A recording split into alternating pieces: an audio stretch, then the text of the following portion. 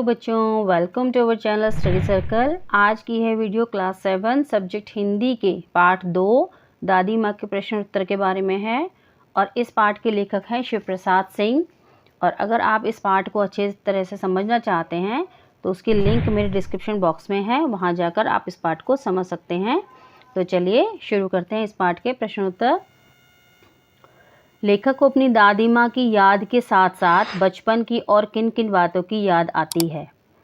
तो इसमें प्रश्न पूछा जा रहा है कि लेखक को अपने बचपन की दादी माँ के साथ वाली बातें कौन कौन सी बचपन में याद आती हैं, क्या क्या वो करते थे दादी के साथ बचपन में, तो उन बातों के बारे में उत्तर देना है हमें। तो इसका उत्तर है, जब लेखक को मालूम हुआ कि उनकी दादी माँ की मृत्यु हो गई है तो उनकी आंखों के सामने दादी माँ के साथ बिताई गई कई यादें सजीव हो उठी। उसे अपने बचपन की स्मृतियाँ जैसे गंधपूर्ण झाग भरे जलाशय में कूदना, बीमार होने पर दादी का दिन रात सेवा करना तथा ख़ास तौर पर साफ़ सफाई का ध्यान रखना, किशन भैया की शादी पर औरतों द्वारा किए जाने वाले गीत और अभिनय के समय बीमार लेखक का चादर ओढ़कर सोना और पकड़े जाने पर दादी माँ का उनका पक्ष लेना।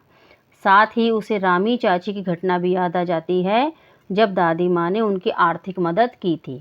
तो इसमें क्या उत्तर बता रहे हैं लेखक कि उनकी दादी जी की डेथ हो गई है, तो एक दिन ऐसे ही बैठे बैठे वो अपने उन बातों को याद कर रहे थे जो बचपन में वो दादी माँ के साथ किया करते थे।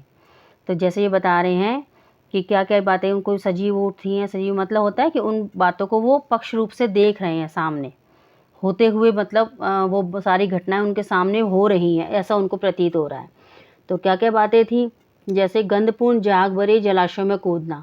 पाठ में आपको एक्सप्लेन किया गया था जैसे कि जब पानी, बारिश का पानी सड़ने लगता है या कहीं इकट्ठा हुआ पानी सड़ने लगता है, सड़ने मतलब उसमें कुछ और भी सामान जैसे पेड़ पौधे पत्तियाँ या खाने पीने का सामान होता है, तो वो एक समय के बाद क्या है, बदबूदार सारा पानी हो जाता है, तो उसमें से एक अजीब सी गंध निकलती है।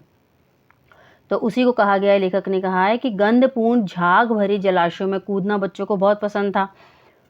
बीमार होने पर दादी माँ का दिन रात सेवा करना, जब वो बीमार होते थे दादी उनकी दिन रात सेवा करती थी, तथा ख़ास तौर पर साफ़ सफाई का ध्यान रखना। जब घर का सदस्य कोई भी बीमार होता था तो लेखक बताते कि दादी माँ साफ़ सफाई का बहुत ज़्यादा ध्यान रखती थी। साथ ही किशन भैया की शादी पर औरतों ने जो प्रोग्राम किया था रात को घर पर, उसमें मैं बारात में नहीं गया था, तो औरतों ने जो प्रोग्राम किया तो मैं घर पर ही चादर ओढ़ के सोया हुआ था। तो जब औरतों ने मुझे पकड़ लिया कि भाई एक बच्चा जो है और क्या बोलते हैं चादर ओढ़ के सो रहा है, तो दादी ने मेरा ही पक्ष लिया, मेरा बचाव किया। तो इस बात को वो याद कर रहे हैं। साथ ही रामी चाची की घटना भी याद आ जाती है जब दादी माँ ने उनकी आर्थिक मदद की थी। आर्थिक मतलब होता है पैसों से लेन देन, तो पैसों के बारे में जब उनकी मदद की थी, पैसे देकर के उनकी मदद की थी, तो वो भी बात उनके जहन में आती है, उस बात को वो याद करते हैं। तो ये सारी बातें जो हैं लेखक अपने बचपन की याद कर रहे हैं। क्वेश्चन नंबर 2 देखते हैं। दादाजी की मृत्यु के बाद लेखक के घर की आर्थिक स्थिति खराब क्यों हो गई थी?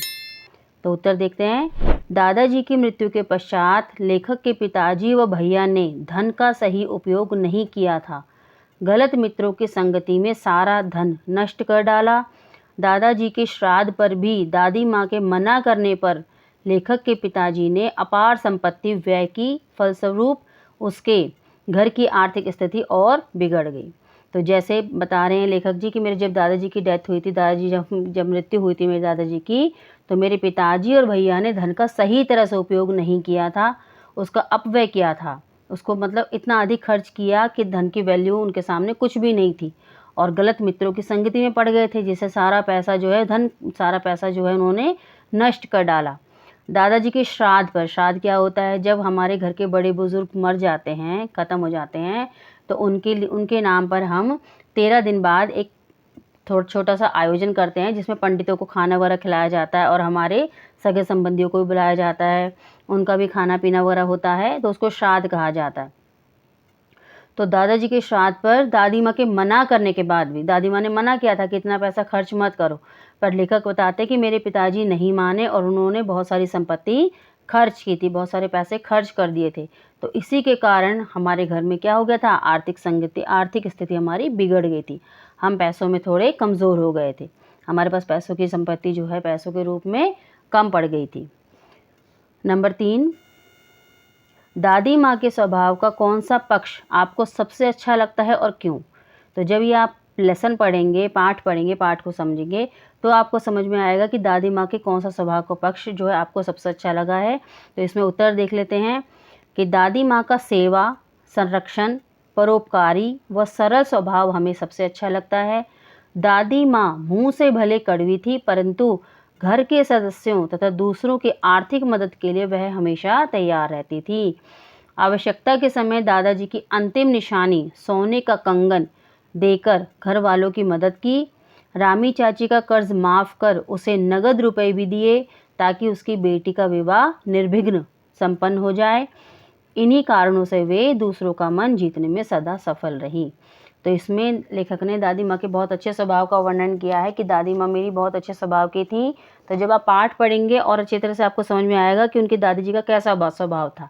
तो अभी हम उत्तर में देख लेते हैं क्या लिखा है कि दादी माँ दूसरों की सेवा करने का विश्वास करती थी। संरक्षण मतलब हर चीज़ को जोड़ कर रखने का।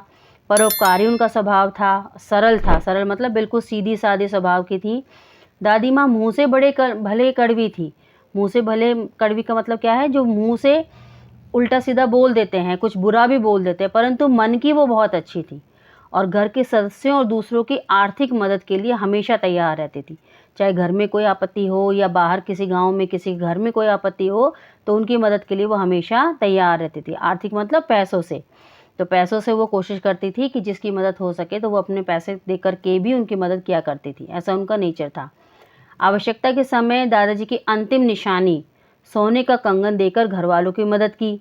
अंत में जैसे आप पाठ पढ़ेंगे तो पता पड़ेगा कि अंत में जो है मेरे पिताजी, लेखक बताते हैं कि मेरे पिताजी की आर्थिक स्थिति बहुत ख़राब हो गई थी, तो मेरी दादी जी ने दादाजी की अंतिम निशानी थी सोने का कंगन, तो वो उनके सामने रख दिया था कि आप इसको ले जा और इसको बेच करके अपनी जो है आर्थिक स्थिति को सुधार ले। आगे रामी चाची का कर्ज भी माफ़ कर दिया था। जैसा भी वो पहले इन्होंने पैसा वगैरह ले रखा था तो वो भी उन्होंने माफ़ कर दिया था बिल्कुल, और साथ ही साथ नगद पैसे भी दिए ताकि उनकी जो बेटी का विवाह है उसमें किसी प्रकार की रुकावट ना आए। इन्हीं कारणों से वे दूसरों का मन जीतने में सदा सफल रहती थी। तो उनका जो ये सारा बिहेवियर था, सारा उनका नेचर था, उसी के कारण वो घर वाले लोगों को भी अच्छी लगती थी और घर से बाहर गाँव में रहने वाले लोगों की भी सबसे ज़्यादा प्रिय थी। क्वेश्चन नंबर 4, आपने इस कहानी में महीनों के नाम पढ़े जैसे क्वार, आषाढ़, माघ। इन महीनों में मौसम कैसा रहता है, लिखिए। तो चलिए उत्तर देखते हैं। क्वार एक ऐसा महीना है कि इस महीने में ना तो अधिक गर्मी होती है और ना ही अधिक सर्दी होती है, अर्थात हल्की हल्की ठंड रहती है। आमतौर पर मौसम साफ रहता है। आषाढ़ में देखते हैं, वैसे यह मौसम वर्षा का होता है, परंतु इस महीने वर्षा न हो तो गर्मी बढ़ जाती है। माघ में इस महीने में अत्यधिक सर्दी होती है। भयंकर सर्दी से सभी का बुरा हाल होता है। तो ये तीनों महीने के मौसम बताए गए हैं कि किस में कैसा मौसम है। क्वार में ना अधिक गर्मी ना सर्दी, हल्की हल्की ठंड का मौसम है। आषाढ़ का मौसम कैसा होता है, वैसे तो बारिश का होता है और बारिश ना हो तो फिर गर्मी का मौसम हो जाता है, गर्मी बढ़ जाती है इस मौसम में। माघ में इस महीने में अत्यधिक सर्दी होती है, बहुत ज़्यादा ठंड पड़ती है और ठंड से लोगों का बुरा हाल हो जाता है। क्वेश्चन नंबर 5, अपने अपने मौसम की अपनी बातें होती हैं। लेखक के इस कथन के अनुसार यह बताइए कि किस मौसम में कौन कौन सी चीज़ें विशेष रूप से मिलती हैं। तो जैसे इस प्रश्न में लिखा है, अपने अपने मौसम की अपनी बात होती है, कहने का मतलब कि सभी मौसम में कुछ ना कुछ ऐसी चीज़ें होती हैं जैसे खाने की, पहनने की, जो फेमस होती हैं, जिसको सभी लोग जो है एंजॉय करना पसंद करते हैं क्योंकि वो उसी मौसम में मिलती हैं। तो देख लेते हैं किस मौसम में क्या है। जैसे क्वार के महीने में तरबूज, खरबूज, फालसे और लीची मिलते हैं। आषाढ़ के महीने में आम, जामुन और खीरा मिलते हैं। माघ के महीने में अंगूर, केले, अमरूद और गुड़ मिलता है। तो इन तीनों मौसम का जिक्र किया है इस प्रश्न में कि क्वार के महीने, आषाढ़ और माघ के महीने में क्या क्या चीज़ें स्पेशल होती हैं जिनको खाने का सभी का मन करता है। तो ये कुछ नाम बताए गए थे इस उत्तर में। तो ये यहाँ पर इस पाठ के प्रश्नोत्तर समाप्त होते हैं। अगर आपको ये वीडियो मेरी पसंद आई है तो इसे लाइक करें, मेरे चैनल को सब्सक्राइब करें और बेल आइकन दबाना ना भूलें, जिससे आपको मेरी सभी लेटेस्ट वीडियो की अपडेट सबसे पहले मिले और अपने ज़्यादा से ज़्यादा दोस्तों के साथ इस वीडियो को शेयर करें। तो चलिए मिलते हैं अपनी नेक्स्ट वीडियो में, जब तक के लिए बाय एंड टेक केयर।